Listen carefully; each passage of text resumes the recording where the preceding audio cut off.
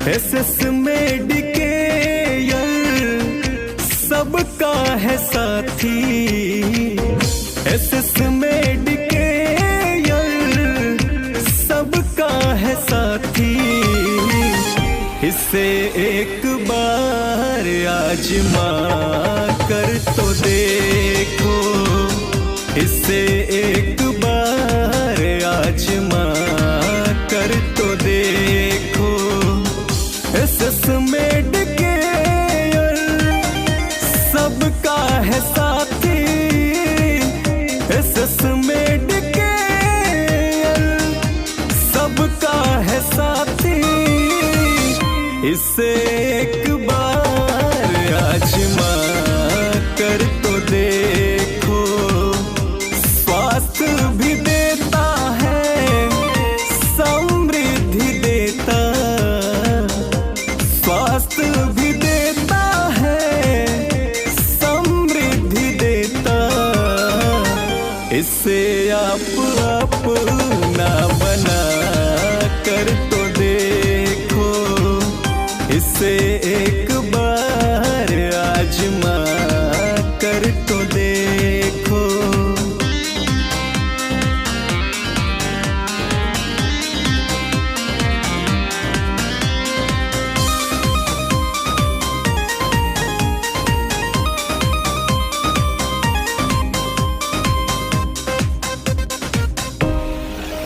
SS Medicare आयुर्वेदिक herbal. SS Medicare आयुर्वेदिक herbal शुद्धता में 100% खरा। हर्बल पंच तुलसी इतना अजब है, जो आजमाए वो कहता गजब है। हर्बल सीधी मॉस्किटो आयल। हर्बल सीधी मॉस्किटो आयल। अपने घरों में आप ला कर तो देखो। एसएस मेडिकेयर सबका है साथी। इसे एक बार आजमा कर तो देखो।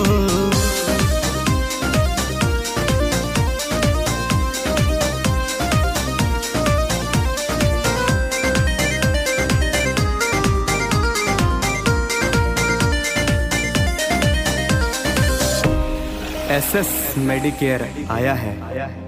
एसएस मेडिकेयर आया है। कनिष्का बाथ सोप लाया है। बेरोजगार जो भी इससे जुड़ेगा, उम्मीदों के पंख लगा के उड़ेगा। SS Medicare private limited. SS Medicare private limited. रोजगार देता है तो आकर तो देखो।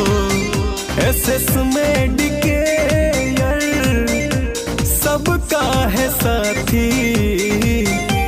इसे आप अपना बना करके देखो।